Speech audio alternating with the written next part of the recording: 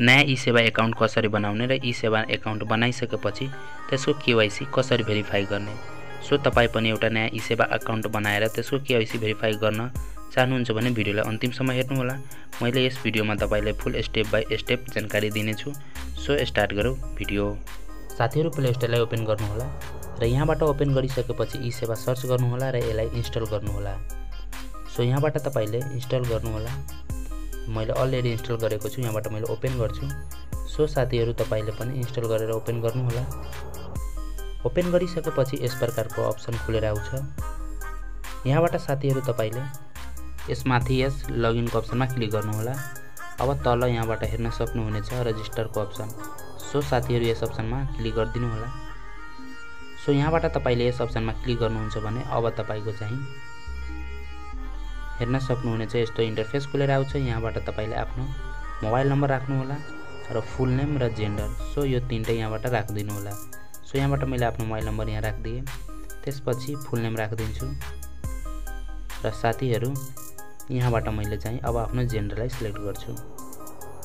So साथीहरु, यहाँबाट gender select गर्नु होला, मेल या फिमेल जे हुनुहुन्छ त्यो राख्नु होला। यति गरिसकेपछि अब सो यहाँबाट यस बक्समा क्लिक गर्नु होला र प्रोसिडको अप्सनमा क्लिक गरिदिनु होला। सो तपाईले यति गर्नुहुन्छ भने यस्तो इन्टरफेस आउँछ। यसको अप्सनमा क्लिक गर्नु होला र यहाँबाट यसको अप्सनमा क्लिक गर्नुहुन्छ भने तपाईको चाहिँ मोबाइलमा ओटीपी आउँछ र यहाँबाट भेरिफाई हुन्छ। र अब तपाईले यहाँबाट नयाँ एमपिन राख्नु होला र कन्फर्ममा पनि त्यही एमपिन नै राखिदिनु होला। सो साथीहरु, यति गरेर कन्फर्मको अप्सनमा क्लिक गरिदिनु होला।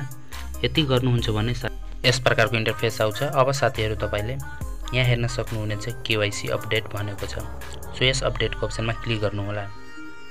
सो यहाँ क्लिक गर्नुहुन्छ भने यस्तो इन्टरफेस आउँछ। यहाँबाट तपाईले यस बिगिनको अप्सनमा क्लिक गर्नु होला। यहाँ तपाई हेर्न सक्नुहुनेछ पर्सनल डिटेल भनेको छ। यसमा चाहिँ आफ्नो पर्सनल इन्फर्मेसनहरु राख्नुपर्ने हुन्छ। यहाँबाट तपाईले ध्यान दिएर हेर्नु होला। यस नेसनालिटीमा यसमा क्लिक गर्नु होला। यस एरोमा यहाँबाट आफ्नो नेसनालिटी सिलेक्ट गर्नु होला, नेपाली। सो यति गरिसकेपछि यहाँबाट तपाईको फर्स्ट नेम र लास्ट नेम दिएको हुन्छ। अब डाइरेक्ट तपाईले यहाँबाट आफ्नो डेट अफ बर्थ राख्नु होला। सबभन्दा पहिला आफ्नो डेट अफ बर्थ तपाईको के छ त्यो राखिदिनु होला। सो यहाँबाट आफ्नो फर्स्टमा इयर राख्नु होला। सो मैले आफ्नो इयरलाई यहाँबाट फिलअप गर्छु। सो साथीहरु, मैले आफ्नो डेट अफ बर्थको इयर यहाँ राखिदिन्छु। त्यसपछि इयर र मन्थ र डे यसै गरी तपाईले राख्नु होला। सो यहाँबाट मैले चाहिँ फिलअप गरे। सो यति तपाई गर्नुहुन्छ भने तल हेर्न सक्नुहुनेछ जेन्डर। सो यहाँबाट जेन्डर सिलेक्ट गर्नु होला, मेल या फिमेल। सो तपाई मेल हुनुहुन्छ भने मेलमा राख्नु होला। अब तपाई हेर्न सक्नुहुन्छ तल फ्यामिली इन्फर्मेसन भन्छ। यसमा चाहिँ तपाईले आफ्नो फ्यामिली इन्फर्मेसन राख्नु होला। फर्स्टमा हेर्न सक्नुहुनेछ फादर्स नेम भनेको छ। आफ्नो फादर्सको नाम राख्नु होला। त्यसपछि चाहिँ आफ्नो ग्रान्डफादर्सको नाम राख्नु होला। सो साथीहरु, यहाँबाट राखिसकेपछि अब तपाईले हेर्न सक्नुहुनेछ मटेरियल स्टेट। यसमा चाहिँ तपाई सिंगल हुनुहुन्छ भने सिंगल, अब म्यारिड हुनुहुन्छ भने म्यारिडमा क्लिक गरिदिनु होला। सो यहाँबाट मैले क्लिक गरे। अब साथीहरु, यहाँ स्पोन्स नेम भनेको छ, यो अप्सनल छ, यसलाई छोडिदिनु होला। अदर इन्फर्मेसनमा तपाईले चाहिँ आफ्नो अकुपेसन सिलेक्ट गर्नु होला। सो यस अप्सनमा एरोमा क्लिक गरेर तपाई के हुनुहुन्छ, स्टुडेन्ट, बिजनेसम्यान वा जे हुनुहुन्छ त्यो चाहिँ यहाँबाट सिलेक्ट गर्नु होला। सो मैले स्टुडेन्ट हो भनेर मैले स्टुडेन्टमा राखेँ। यो चाहिँ पेन नम्बर र इमेल यो अप्सनल छ, राख्दा पनि हुन्छ नराख्दा पनि केही फरक हुँदैन। सो साथीहरु, यहाँ छोडिदिनु होला। यसलाईमा केही नराख्नु होला। अब एकचोटी हेर्नु होला, सबै ठीक छ भने अब तल आउनु होला र सेभ एन्ड कन्टिन्यूको अप्सनमा क्लिक गरिदिनु होला। सो यति गरेर यहाँबाट तपाई आफ्नो सबै इन्फर्मेसन हेर्न सक्नुहुनेछ। ठीक छ भने यस बक्सको अप्सनमा तपाईले क्लिक गर्नु होला र कन्फर्मको अप्सनमा क्लिक गरिदिनु होला। सो मेरो ठीक छ। सो यहाँबाट मैले यस बक्समा क्लिक गरे। अब कन्फर्मको अप्सनमा क्लिक गरिदिन्छु। सो तपाईले यति गर्नु होला। सो साथीहरु, यति गरिसकेपछि अब तपाईको चाहिँ सेकेन्ड स्टेप आउँछ। तपाईले चाहिँ आफ्नो एड्रेस भेरिफिकेसन गर्नुपर्ने हुन्छ, एड्रेस डिटेल राख्नुपर्ने हुन्छ। सबभन्दा पहिला चाहिँ आफ्नो चाहिँ प्रोभिन्स राख्नु होला, प्रोभिन्स कति नम्बर प्रदेशमा बस्नुहुन्छ त्यो। त्यसपछि आफ्नो डिस्ट्रिक्ट, कुन डिस्ट्रिक्ट हो तपाईको, मेरो सर्लाही हो। त्यसपछि आफ्नो म्युनिसिपालिटी राख्नु होला, यहाँ दिएको हुन्छ। सो यति सिलेक्ट गरिसकेपछि आफ्नो टोल र वार्ड नम्बर राख्नु होला। सो आफ्नो टोलको नाम लेख्नु होला र वार्ड नम्बर कतिमा बस्नुहुन्छ त्यो वार्ड नम्बर राख्नु होला। सो यहाँबाट मैले आफ्नो टोलको नाम लेखेँ र वार्ड नम्बर 3 राख्दिन्छु। सो यति गरिसकेपछि यहाँबाट तल आउनु होला। साथीहरु यहाँबाट तपाई तल आउनुहुन्छ भने हेर्न सक्नुहुनेछ as a same current address. तपाईले बस्ने ठाउँ र भनेको तपाईले करेन्ट एड्रेस र पर्मानेन्ट एड्रेस सेम छ भने तपाईले एज अ सेम करेन्ट एड्रेसमा क्लिक गरिदिनु होला। सो यसमा क्लिक गर्नुहुन्छ भने माथि जे राख्नु भएको छ त्यो चाहिँ फिल भइहाल्छ। सो साथीहरु यसरी तपाईले हेर्न सक्नुहुनेछ र यति गरिसकेपछि तल हेर्न सक्नुहुनेछ अल्टरनेट कनेक्ट। यसमा चाहिँ तपाईले आफ्नो चाहिँ एउटा कन्ट्याक्टको लागि नम्बर दिनु होला वा जीमेल आईडी पनि राख्दा हुन्छ। सो साथीहरु राखिसकेपछि एकचोटी हेर्नु होला, ठीक छ भने सेभ एन्ड कन्टिन्यू को अप्सनमा क्लिक गरिदिनु होला।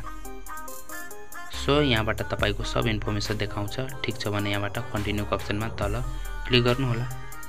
सो साथीहरु यहाँबाट मैले क्लिक गरे। यति गरिसकेपछि अब आउँछ तपाईको थर्ड स्टेप र यो लास्ट स्टेप रहेको छ। यसमा चाहिँ तपाईले ध्यान दिनुपर्ने हुन्छ, यहाँ धेरै जनाले मिस्टेक गर्छ अनि चाहिँ केवाईसी चाहिँ भेरिफाई हुँदैन र डेट इस्यु पनि आउँछ। सो त्यसको लागि तपाईले भिडियोलाई अन्तिमसम्म राम्रोसँग हेर्नु होला। यहाँबाट साथीहरु यहाँबाट तपाईले यसमा क्लिक गर्नु होला र यहाँ तपाईले क्लिक गर्नुहुन्छ भने तपाईको डाइरेक्ट क्यामेरा खुल्छ। यहाँबाट तपाईले आफ्नो फेस हेराउनु होला। सो यहाँबाट तपाईले आफ्नो फेस हेराउँदाखेरि आँख र दुवै कान देख्ने गरी आफ्नो फेस चाहिँ देखाउनु होला अनि तपाईको चाहिँ यहाँबाट फोटो चाहिँ सिलेक्ट हुन्छ।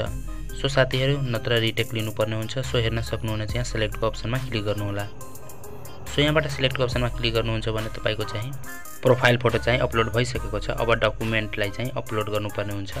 सो यस एरोमा क्लिक गर्नु होला र यहाँ तपाईले क्लिक गर्नुहुन्छ भने तपाईको चाहिँ डकुमेन्ट चाहिँ देखाउ र यहाँबाट तपाईले सिटिजनशिपलाई सिलेक्ट गर्नु होला।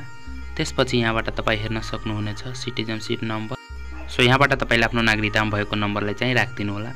सो राखिसकेपछि अब साथीहरु तपाईले तल आफ्नो इस्यु डेट तपाईको चाहिँ नागरिकताको कहिले बनेको त्यो जारी मिति भन्छ नेपालीमा, त्यो इस्यु डेट यहाँ राख्नु होला। सो यहाँबाट मैले चाहिँ आफ्नो इस्यु डेटलाई चाहिँ राख्दिन्छु।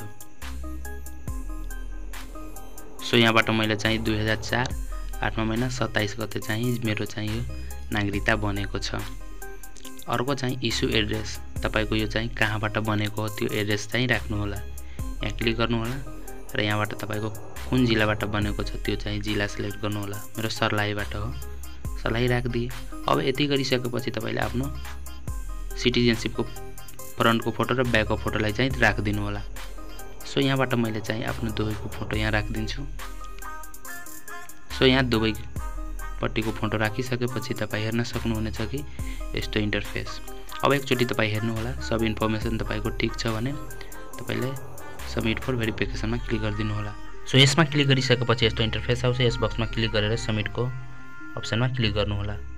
सो यति गरिसकेपछि तपाईको चाहिँ अब चाहिँ तपाईको चाहिँ केवाईसी 2 आवर्समा चाहिँ भेरिफाई भइहाल्छ। यहाँ हेर्न सक्नुहुनेछ पहिले चाहिँ 24 आवर लागिरहेको थियो, अब चाहिँ 2 घण्टामा पनि तपाईको केवाईसी भेरिफाई हुन्छ। साथीहरु यहाँबाट हेर्न सक्नुहुनेछ मेरो चाहिँ केवाईसी भेरिफाई भइसक्यो। यहाँ तपाई हेर्न सक्नुहुनेछ तपाईको पनि केवाईसी भेरिफाई भइसकेपछि यस्तो चाहिँ भेरिफाइड लेखेर आउँछ तपाईको आईडी को माथि र एक्टिभमा पनि यसरी टिक लागेको हुन्छ। सो साथीहरु यसैगरी चाहिँ तपाईले आफ्नो एउटा नयाँ ई-सेवा अकाउन्ट बनाएर त्यसको केवाईसी लाई भेरिफाई गर्न सक्नुहुनेछ। सो यो भिडियो तपाईलाई राम्रो लागेमा आफ्नो साथीहरुमा पनि शेयर गरिदिनु होला र यस्तै नयाँ भिडियो हेर्नको लागि च्यानललाई सब्स्क्राइब गरिदिनु होला। सो फेरि मिल्छ एउटा अर्को नयाँ भिडियोमा।